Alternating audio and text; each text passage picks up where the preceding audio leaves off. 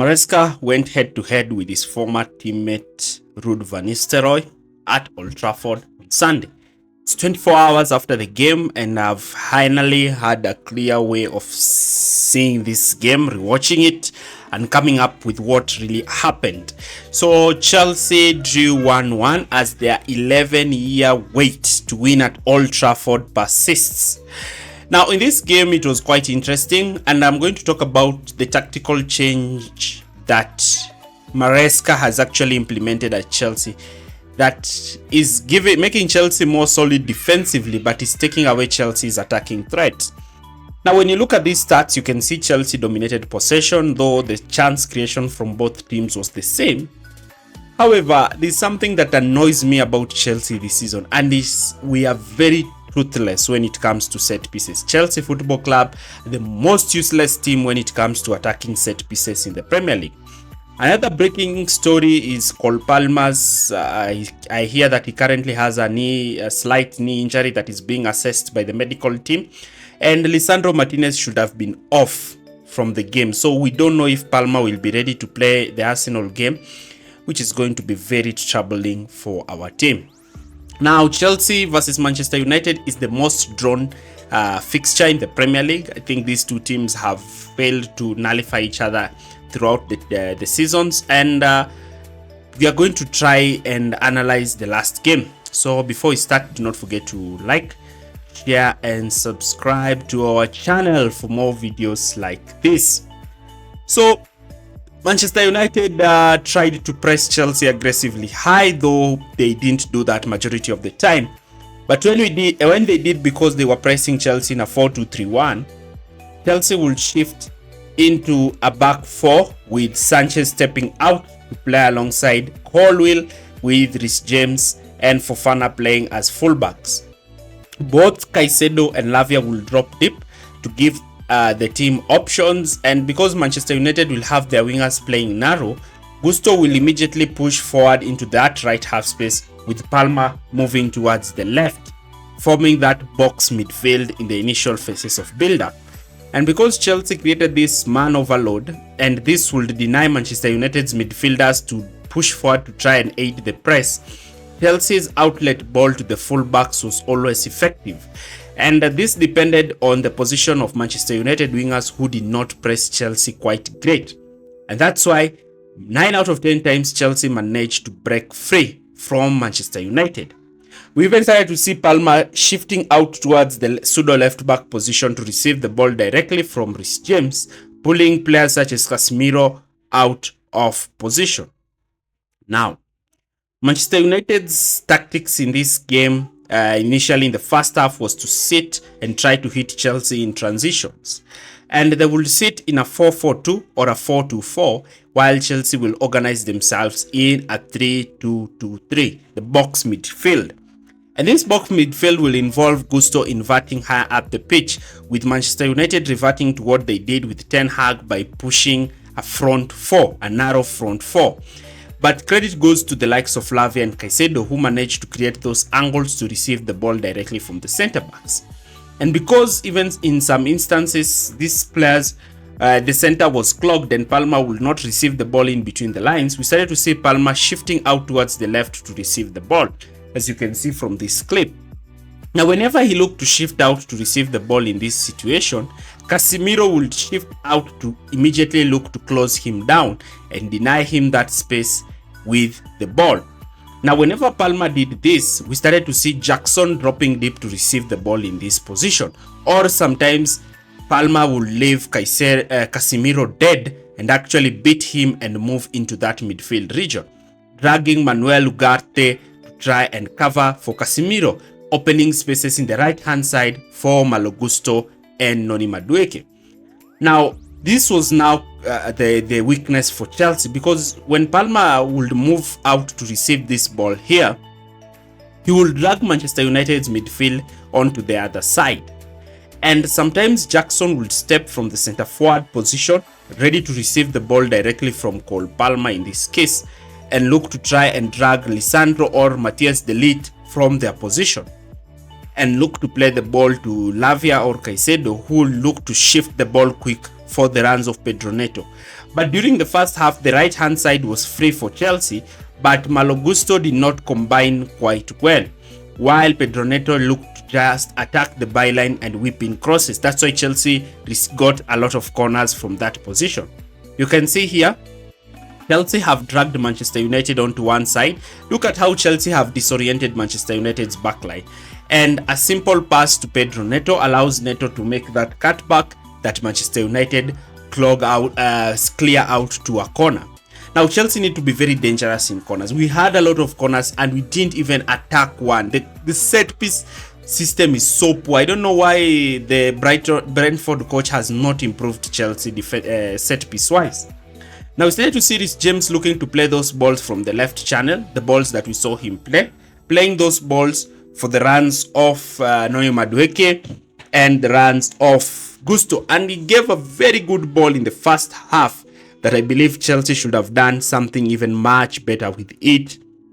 With Reece James playing the ball over the top for the runs of Malo Gusto, and Gusto managing to keep the ball in place for Reece James. Though for Nicholas Jackson, who did not capitalize it by hitting it first time and allowing Lisandro Martinez to come out and clear that ball.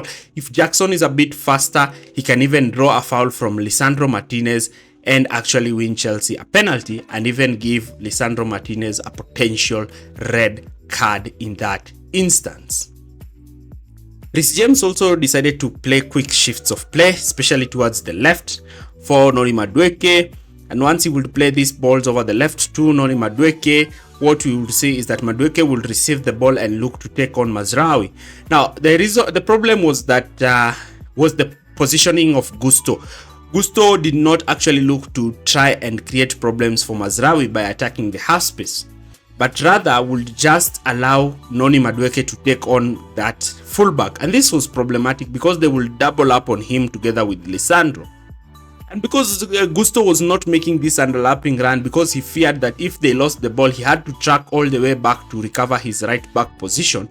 This actually created problems for Chelsea right hand side because now they were made ineffective. And this is actually giving us a question. Should Maresca involve inverting one fullback high up, because it's creating a lot of problems for Chelsea to get the balance? Like here you can say, look at the position of Gusto, who's supposed to be making that underlapping run once Noni Madueke decides to take on Mazraoui. Look, he should have made that run into that half space so that Madueke can play that ball in that half space region. He fails to do that, but look now, Mazraoui and Lisandro Martinez have decided to double up on Noni Madueke because they know Noni Madueke is going to attack the byline. Once he attacks the byline, he's just going to make a cross. But if Noni Madueke will turn this ball and cross the ball onto the far post, Chelsea had a lot of players to actually attack Manchester United dangerously. But that opportunity did not manage to happen for Chelsea, and Chelsea did not manage to capitalize and punish Manchester United in that instance. Now, because of this problem, sometimes Chelsea will lose the ball in this kind of area. Once they lost the ball in this kind of area, they would automatically look to play balls over the top, especially in the wide areas. And because Manchester United left all their front four players high up the pitch, these are the kind of counter-attacking scenarios that Chelsea found themselves in. Good enough is that Reece James was there, and I think Colwill and Fofana dealt with those transitions well, and also the likes of Caicedo joining into the backline. But Manchester United looked very deadly when it came to transitioning with those four players making runs ahead. And because of Gusto's position, it was very difficult for him to actually make ground to come back and try to limit Manchester United's offensive threat, especially in the wide areas. Now, because of this threat that Manchester United carried in the wide areas, Chelsea had to make some tactical adaptations in this system. And in came Marc Cucurella to do what Gusto was doing, down the left and allowing Reece James to move down the right, because Garnacho appeared to be a kind of a very huge threat for Chelsea in that kind of scenario.